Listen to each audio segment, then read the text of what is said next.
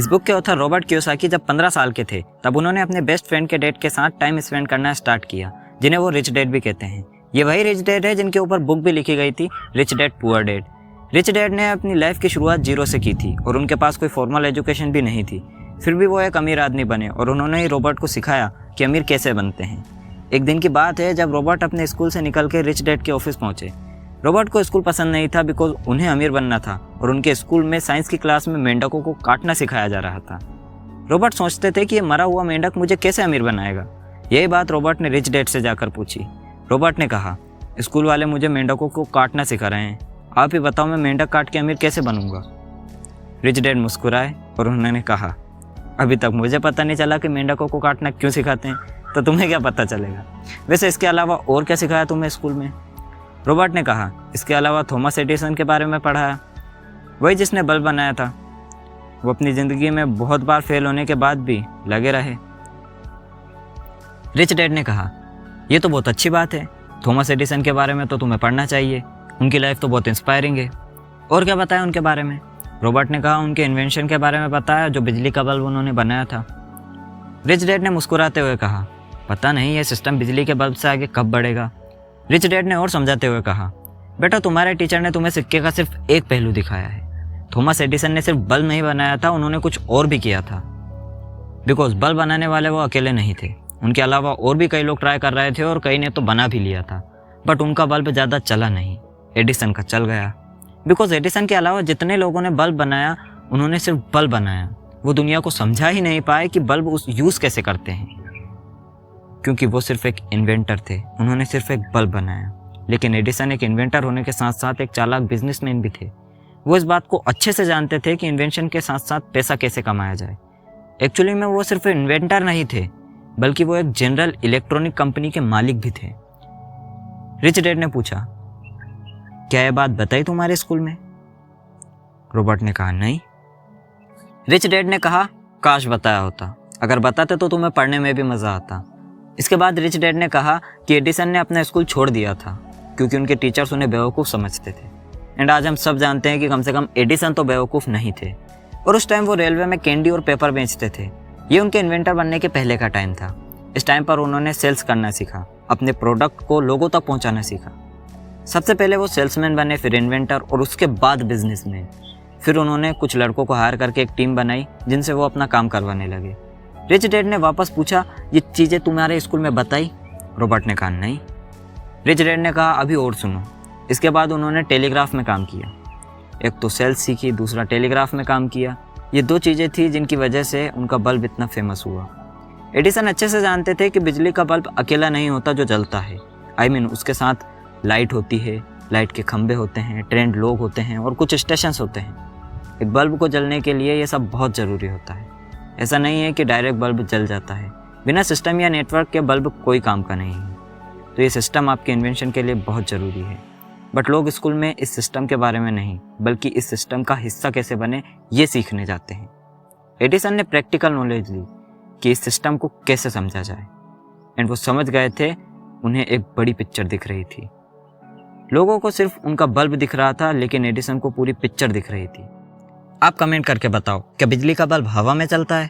ये सब सुनने के बाद रॉबर्ट ने कहा, अच्छा मतलब आपके कहने का मतलब ये है कि बिजली के नेटवर्क के बिना बिजली का बल्ब किस काम का।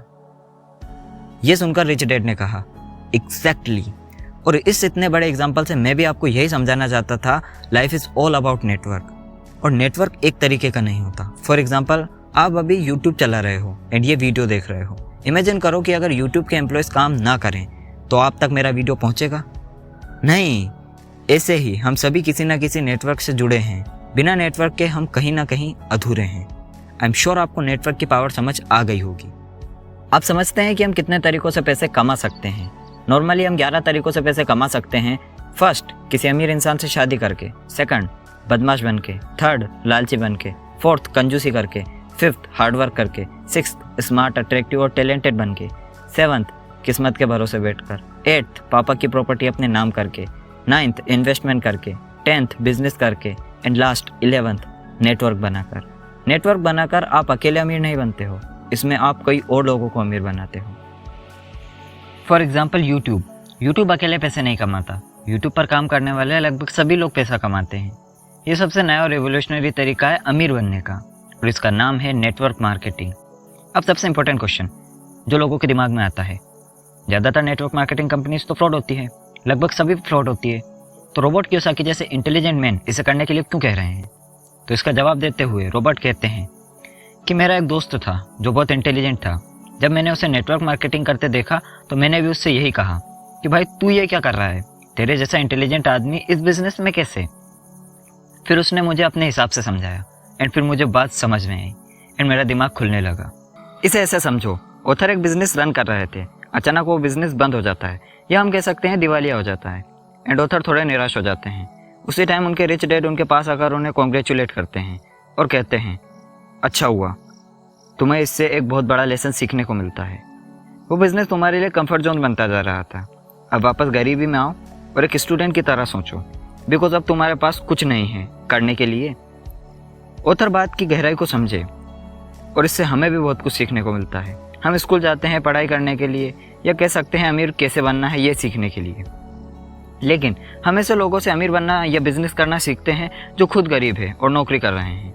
वो हमें सिखाते हैं कि गलतियां नहीं करनी चाहिए, गलतियां करोगे तो सज़ा मिलेगी, जो कि बिल्कुल गलत है। लेकिन नेटवर्क मार्केटिंग में हमें ऐसे लोग सिखाते हैं जो खुद नीचे से उठकर ऊपर पहुंचे हैं, जिन्हें पता है गरीबी किस बला का नाम है। फॉर एग्जाम्पल हर्षवर्धन जैन जो 20 सालों से इस बिजनेस में हैं, और हमें भी पता है कि वो कहाँ से निकलकर यहाँ तक पहुँचे हैं। हर्षवर्धन जैन के अलावा सोनू शर्मा, पुष्कर राज ठाकुर और भी कई लोग जो बहुत नीचे से उठकर ऊपर तक पहुँचे हैं। एंड हाँ, हम प्राउडली कह सकते हैं कि ये हमें सिखा सकते हैं बिकॉज इन्होंने खुद अपनी गलतियों से सीखा है। एक बात जो सबसे इम्पोर्टेंट है कि हमें सेल्स करके ही अमीर बनना क्यों ज़रूरी है। इसका जवाब देते हुए ऑथर बताते हैं कि उनके पास 2 ऑप्शन आए थे एम्प्लॉयड बनने के, फर्स्ट प्लेन का पायलट और सेकंड शिप का ऑफिसर, लेकिन उन्होंने दोनों ऑफर रिजेक्ट कर दिए बिकॉज उन्हें बिजनेस करना था। दोनों ऑफर रिजेक्ट करके ऑथर रिच डैड के पास गए और उनसे कहा कि मुझे बिजनेस ओनर बनना है, बताइए मुझे क्या करना होगा। रिच डैड ने कहा जाओ किसी जेरोक्स कंपनी में सेल्स का काम सीखो। ऑथर भड़क गए और बोले अभी मैं इतनी अच्छी जॉब छोड़ के आ रहा हूँ और सेल्समैन बनूँ? बिजनेस ओनर बनना है मुझे, सेल्समैन नहीं। इतना सुनते ही रिच डैड भड़क गए और चिल्लाते हुए बोले निकल जाओ मेरे ऑफिस से, अगर तुम्हें मेरी बात माननी ही नहीं है तो चले जाओ यहाँ से। ऑथर बोले सॉरी, लेकिन मुझे बताओ तो सही सेल्समैन क्यों बनना है? फिर रिच डैड ने ऑथर को समझाते हुए कहा कि सेल्समैन के पास एक आर्ट होती है।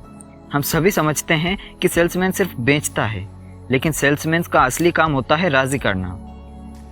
पहले जो महान लोग हुए like Mahatma Gandhi, Mother Teresa, Swami Vivekananda and all, ये सब एक अच्छे सेल्समैन थे बिकॉज ये अपनी बातों को अच्छे से समझा सकते थे, लोगों को राजी कर सकते थे। इन सब की छोड़ो बिकॉज ये अभी जिंदा नहीं है। आप एक छोटे बच्चे को देखो, अगर एक छोटे बच्चे को चॉकलेट चाहिए होती है तो वो अपनी मम्मी से कहता है मम्मी चॉकलेट। अगर मम्मी मना कर देती है तो बच्चा पापा के पास जाता है, पापा मना कर देते हैं तो चाचा, वो किसी के पास भी जाकर वो चॉकलेट ले लेता है। लेकिन यही सेल्समैनशिप हम बड़े होते होते भूल जाते हैं। हर कोई इस दुनिया में कुछ ना कुछ बेच रहा है, कोई अपना प्रोडक्ट बेच रहा है, कोई टाइम बेच रहा है, कोई ज्ञान बेच रहा है, कोई इमोशन बेच रहा है।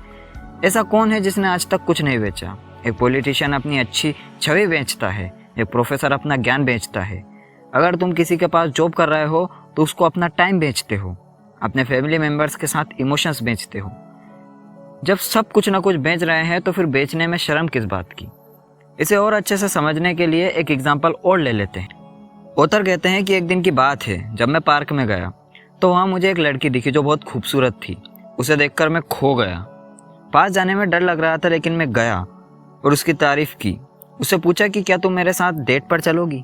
उसने मना कर दिया। कुछ दिन बाद मैंने वापस पूछा, उसने फिर मना कर दिया। मैंने वापस पूछा, फिर से मना कर दिया। कुछ हफ्तों बाद वापस पूछा, मना कर दिया। अंदर बहुत चोट पहुंचती है, हर्ट होता है जब कोई ऐसे बार बार मना करता है। लेकिन मैंने फिर पूछा, उसने मना कर दिया। 6 महीनों तक ऐसे ही चलता रहा। मैंने पूछा, उसने मना कर दिया। फिर एक लास्ट चांस और मारा, उसने मना कर दिया। फिर लगभग 7 महीने बाद उसके मुंह से हाँ निकला। और जब 7 महीने बाद वो मेरे साथ डेट पर गई तो मेरे दोस्तों ने कहा विश्वास नहीं होता कि ये लड़की तुझ जैसे लड़के के साथ डेट पर जा रही है। खुद को देख और उसको देख, सब यही बोल रहे थे। लेकिन मुझे उस टाइम पर रिच डैड की बात याद आई। ये वो लोग हैं जो बेचना नहीं जानते। ऑथर सक्सेसफुल इसीलिए हुए बिकॉज वो रिजेक्ट हुए। अगर वो रिजेक्शन से डर जाते तो सक्सेसफुल नहीं होते। रिजेक्शन से मत डरिए, लोग कितनी भी बार रिजेक्ट करेंगे, कितने लोग रिजेक्ट करेंगे, एक ना एक दिन उन्हें हाँ करना पड़ेगा।